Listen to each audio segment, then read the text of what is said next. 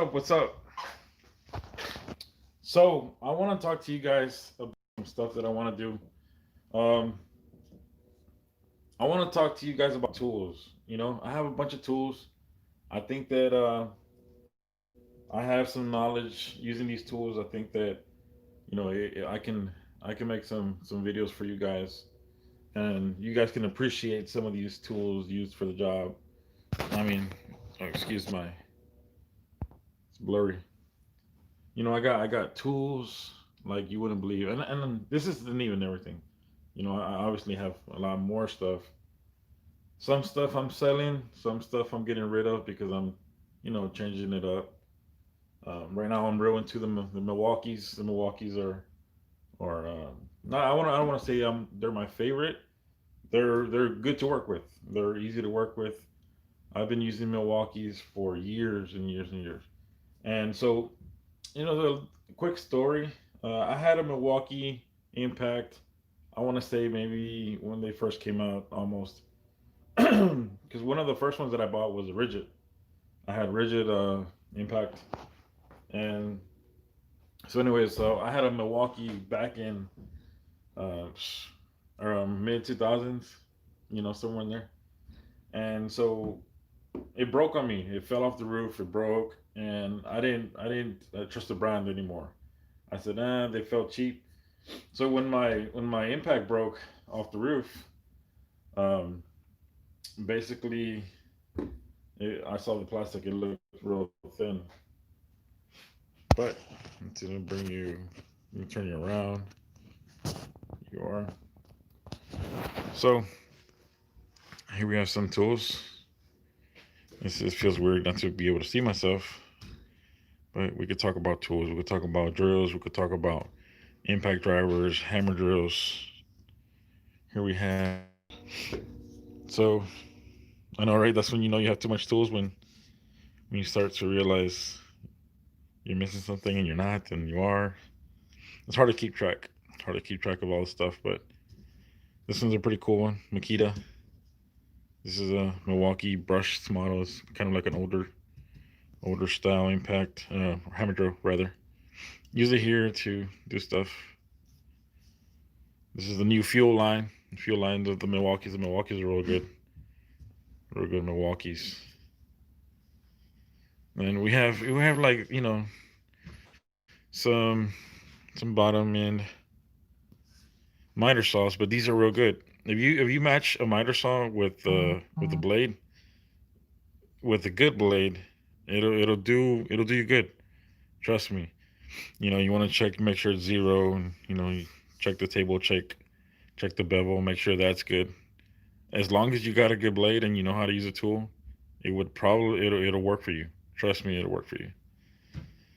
And then we have the Mag 77 over here. Like, I have a lot of things that I want to talk about when it comes to tools, and I don't know. I'm just excited.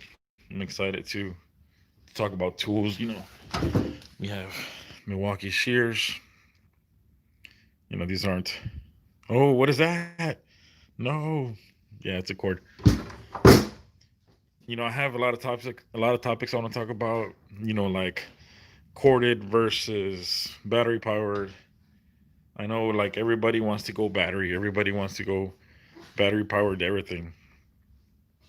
I have my opinion on that. You know. So this is kind of the shop. Still working on it. Got another DeWalt over here. Miter saw, 10-inch.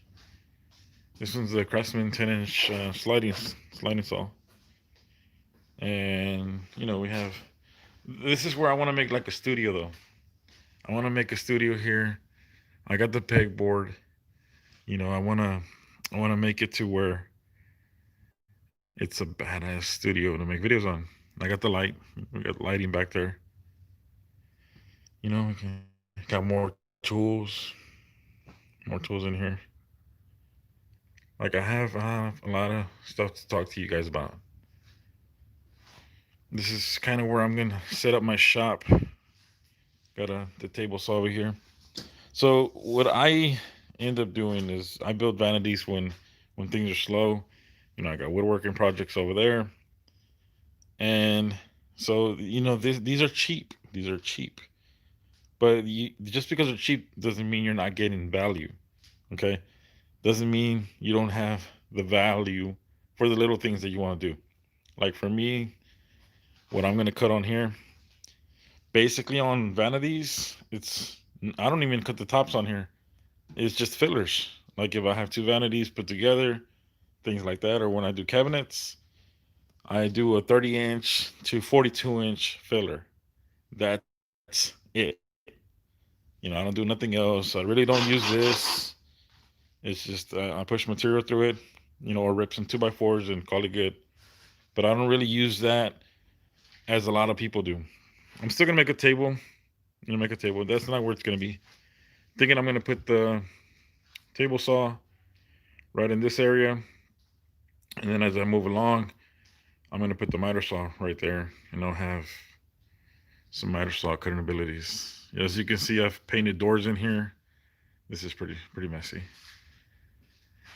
but this is kind of the shop. This is where it's all gonna happen. I'm gonna clean it up.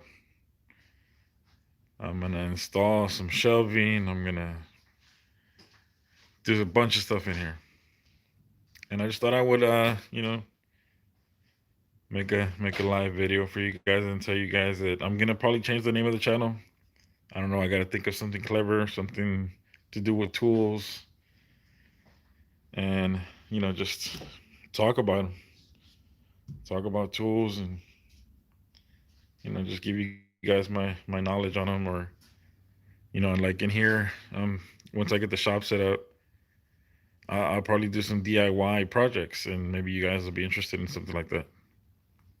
I don't know. It's kind of one of those things. And like I said, a lot of topics: corded versus battery powered, battery, corded grinders, corded shears, corded miter saws. Even though I do want to get the Milwaukee Fuel miter saw, I think that was pretty cool. We could talk about anything, ratcheting sets, anything tool related, anything building related, anything, how to make a table like this. I made that pretty stout. That's a stout workbench, and this is all just materials that I had left over on some stuff, and I just went ahead and made myself a bench. But I know it's messy in here, guys. I know it's in gals, power washer, stuff like that, stuff I keep around. There's some little bow set. I found this actually pretty cool. Somebody was throwing this away. I just picked it up. I said, hey, fuck it. But I don't know. What do you guys think? What do you guys think? Should I go for it? Should I make videos? Should I do DIYs? Would you be interested in something like that? Like a lot of like my building stuff, videos that I've posted in the past, a lot of the video things like that have done pretty well. It gets views, and not so much for the views, but sharing the knowledge. There's people who have thanked me for little things that I've showed them on some videos, and I think that's pretty cool. So sharing the knowledge, and like I said, do some head to head. You'll never see me do a torture test on any of these impacts. Like I'll never put two impacts together and say, well, let's see who wins. That's not gonna happen here at all. These are my tools. I paid my hard-earned money for them, so don't expect something like that.